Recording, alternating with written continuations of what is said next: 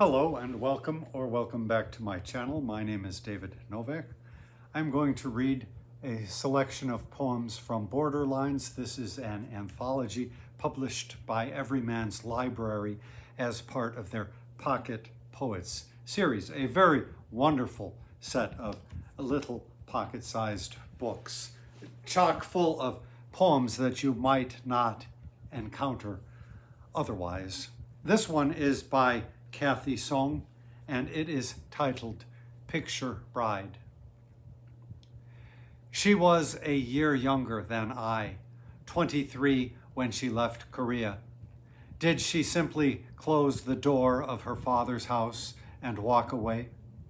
And was it a long way through the tailor shops of Busan to the wharf where the boat waited to take her to an island whose name she had only recently learned, on whose shore a man waited, turning her photograph to the light when the lanterns in the camp outside Waialua sugar mill were lit, and the inside of his room grew luminous from the wings of moths migrating out of the cane stalks?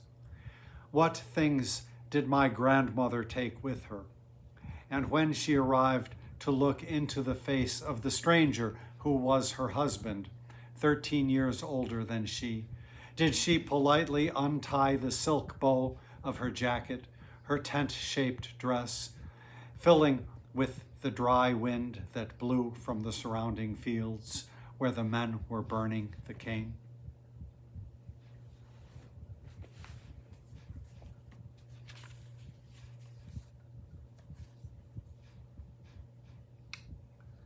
This next poem is written by Adam Zagajewski, translated by Claire Kavanaugh, titled Refugees.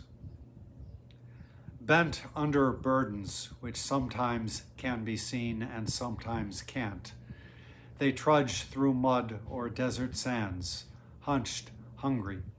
Silent men in heavy jackets, dressed for all four seasons. Old women with crumpled faces, clutching something, a child, the family lamp, the last loaf of bread. It could be Bosnia today, Poland in September 39, France 8 months later, Germany in 45, Somalia, Afghanistan, Egypt. There's always a wagon, or at least a wheelbarrow, full of treasures, a quilt, a silver cup, the fading scent of home. A car out of gas marooned in a ditch, a horse soon left behind. Snow, a lot of snow, too much sun, too much rain. And always that special slouch, as if leaning toward another, better planet, with less ambitious generals, less snow, less wind, fewer cannons, less history. Alas, there's no such planet, just that slouch. Shuffling their feet, they move slowly, very slowly, toward the country of nowhere and the city of no one on the river of never.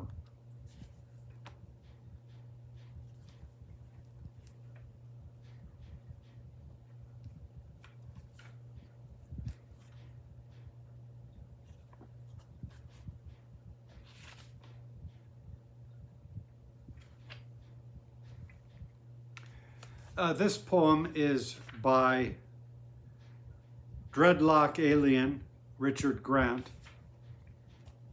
and it's a bit in dialect, which I can in no wise reproduce. I'll just do the best that I can.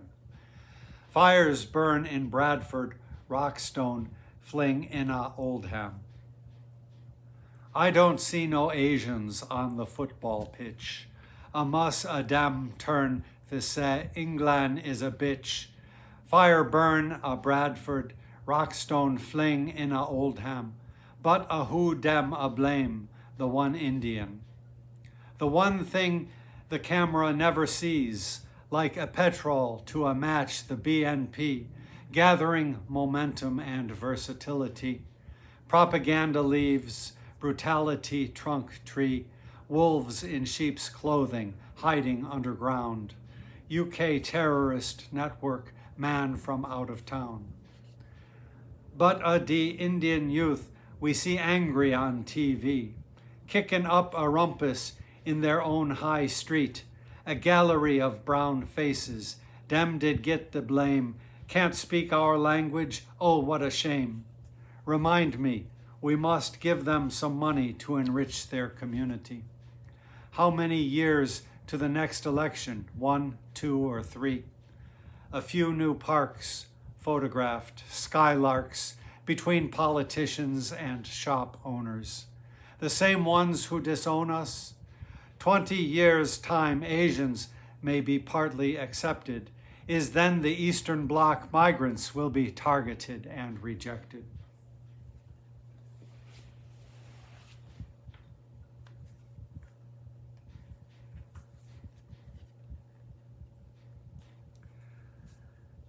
The next one is written by Gregory Janakian, and it is titled, When First I Saw Snow.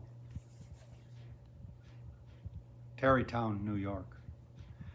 Bing Crosby was singing White Christmas on the radio. We were staying at my aunt's house, waiting for papers. My father was looking for a job. We had trimmed the tree the night before. Sap had run on my fingers, and for the first time I was smelling pine wherever I went. Aeneas, my cousin, was upstairs in her room listening to Danny and the juniors. Haigo was playing Monopoly with Lucy, his sister. Buzzy, the boy next door, had eyes for her, and there was a rattle of dice, a shuffling of Boardwalk, Park Place, Marvin Gardens. There were red bows on the Christmas tree. It had snowed all night. My boot buckles were clinking like small bells as I thumped to the door and out onto the gray planks of the porch dusted with snow. The world was immaculate, new. Even the trees had changed color, and when I touched the snow on the railing, I didn't know what I had touched, ice or fire. I heard, I'm dreaming. I heard, at the hop, hop, hop, oh baby. I heard, B&O, and the train in my imagination was whistling through the Great Plains, and I was stepping off. I was falling deeply into America.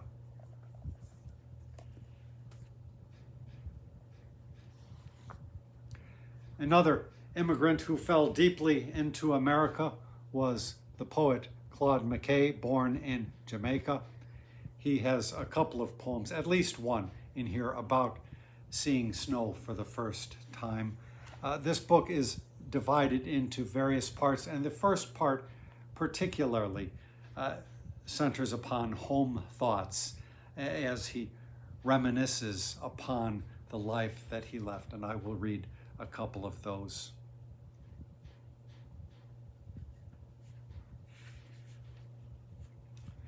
This first one is one of my favorites, titled Suki River. Thou sweet-voiced stream that first gavest me drink, watched o'er me when I floated on thy breast. What black-faced boy now gambols on thy brink, or finds beneath thy rocks a place of rest? What naked lad doth linger long by thee, and run and tumble in the sun-scorched sand, or heed the pea-dove in the wild fig tree, while I am roaming in an alien land? No wonder that my heart is happy never, for I've been faithless to thee, Suki River. I shall love you ever, dearest Suki River. Dash against my broken heart, nevermore from you I'll part, but will stay forever, crystal Suki River.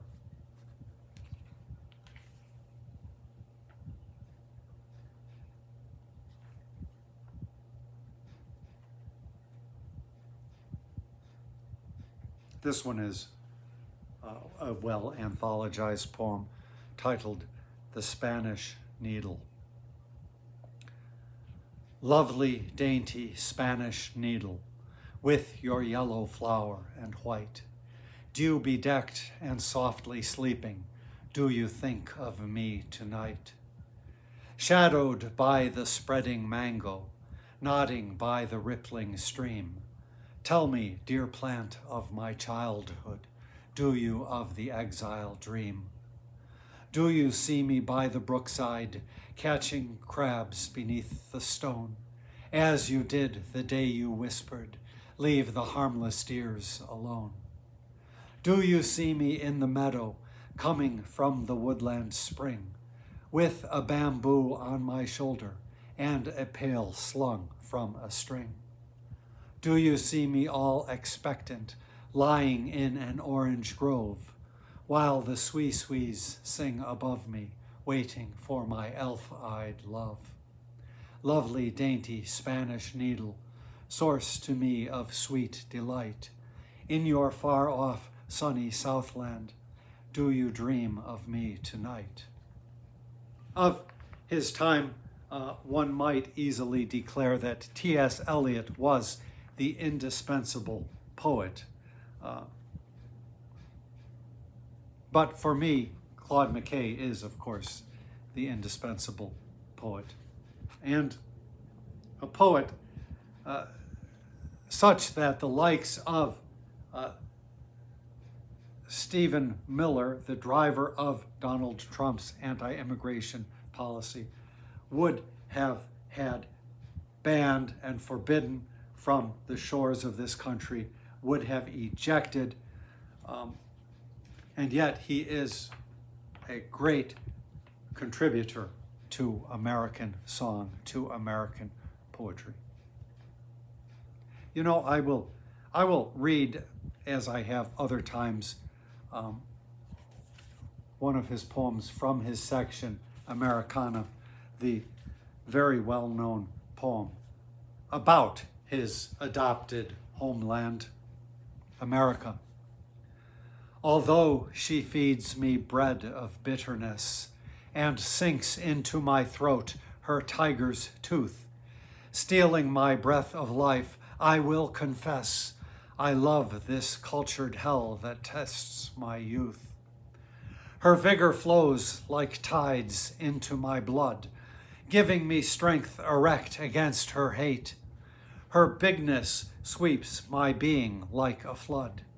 Yet, as a rebel fronts a king in state, I stand within her walls, with not a shred of terror, malice, not a word of jeer. Darkly I gaze into the days ahead, and see her might and granite wonders there, beneath the touch of time's unerring hand, like priceless treasures sinking in the sand. One of my poems in my first book of sonnets, titled Sonnets, makes deliberate mention of that poem, makes reference to it. But I am going to read something else from my recent book of poems against fascism and against our current regime. If you would like to get this book, there is a link in the description box. I have a whole slew of these recordings of me reading just about every single poem from this book on this website, on this YouTube page. I invite you to take a listen. So,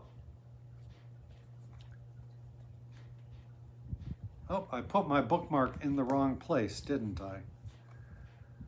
Well, now what will I do?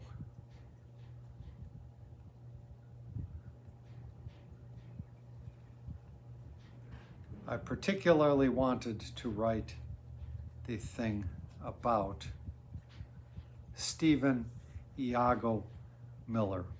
Well, I'll write another one. I will read another one pertaining to Stephen Miller, the architect of the current policy of the current administration or regime, if you would have it thusly described, which is wreaking so much havoc and horror upon good persons everywhere in this country.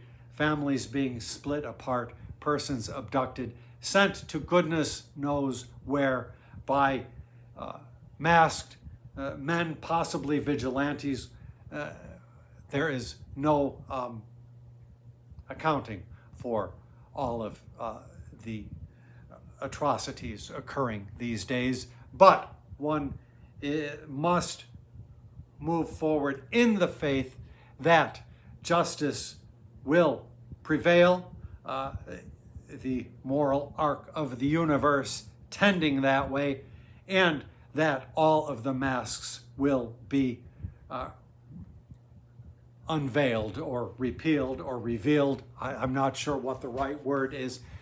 And all of these ICE agents will have some comeuppance. It is only just. So this one is titled Miller's Invective. "These nasty Mexicans," he said, "may have their gang affiliations, and you would rather she be dead, your daughter, than that their sensations cause orgasms with their penetrations." Such words by Stephen Miller were to justify his hatred uttered against persons as we aver not white, as thus his bile he sputtered, he in invective never stuttered. Such were the words that Miller spoke, or if not that, something akin. He chastised folks for being woke and highlighted the color skin of guys their daughters welcomed in. You recall that they began the implementation of their anti-immigrant campaign by suggesting it would be criminals that they targeted. They sent a whole bunch of men to CICOT prison in El Salvador in abeyance of due process. It turns out that of those, I think it was 260 or something, of those 3%, I think, had committed some sort of violent crime. Most of them had no criminal record. And now the mask of this policy has come off, and it is well broadcast that they just want persons of darker hue vacated from this country. And so they are targeting people at their jobs, people at their churches, people at their homes. The necessity of a warrant has in some locations been repealed, so that means that these ICE agents, which are primarily thugs and hooligans, can just break into your home and take you away.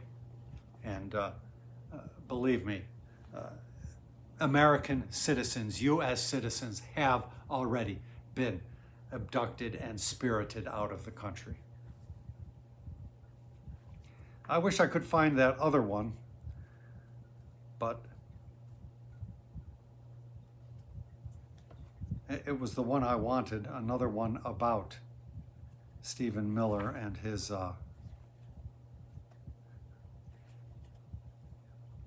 well, since I can't find it, I will leave off there, and perhaps I will make another one of these videos soon. Thank you for stopping by my channel.